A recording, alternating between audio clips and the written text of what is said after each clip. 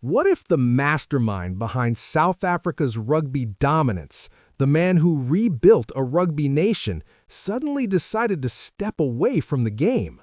The rugby world has been stunned after a shocking revelation from Rassie Erasmus, and honestly, nobody saw this coming. Before we begin, make sure you subscribe and turn on notifications so you never miss real Springboks news and major rugby updates.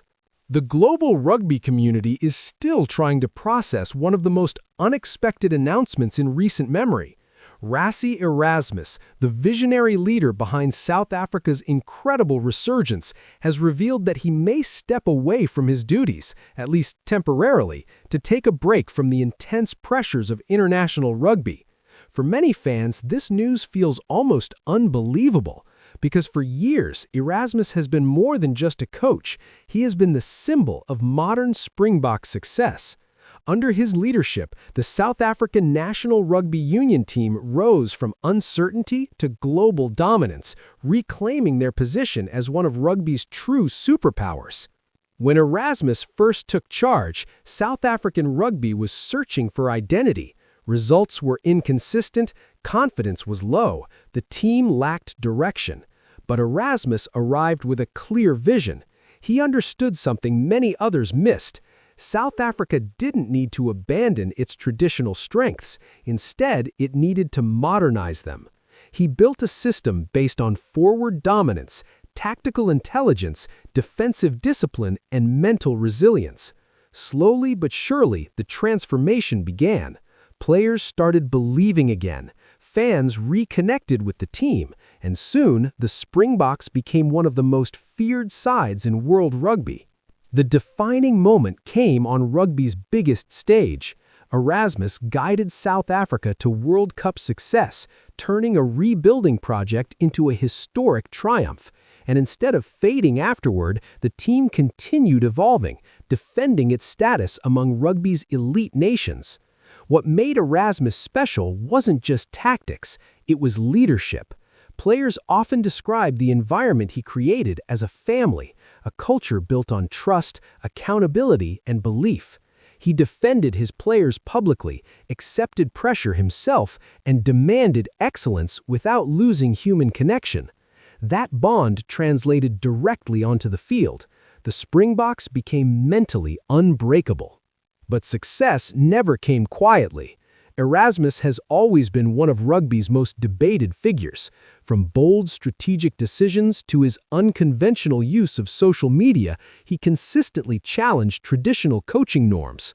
One of the most famous controversies came during the British and Irish Lions series, when his detailed video analysis criticizing officiating led to a lengthy ban from matchday involvement. For some, he crossed the line. For others, he simply fought for his team. Either way, he changed how modern coaches operate, proving that leadership now extends beyond the sidelines. Love him or criticize him, ignoring Rassie Erasmus has never been possible. What fans often don't see is the cost behind greatness. Coaching a national rugby team isn't just a job, it's a constant mental battle. Every squad selection is debated, every loss becomes national discussion, every decision carries enormous emotional weight. And for Erasmus, the responsibility went even further. As director of rugby, he wasn't only focused on winning matches, he helped shape development systems, player pathways, and the long-term future of South African rugby. That level of responsibility requires relentless dedication. Endless travel, late-night analysis sessions, non-stop preparation, year after year. Eventually, even the strongest leaders feel the strain. And this is where the story takes an emotional turn. Reports suggest Erasmus is considering stepping away to focus on family, personal well-being, and recovery after years of operating at maximum intensity. It's a reminder that behind the trophies and celebrations stands a human being, a man who has given everything to his country and its sport.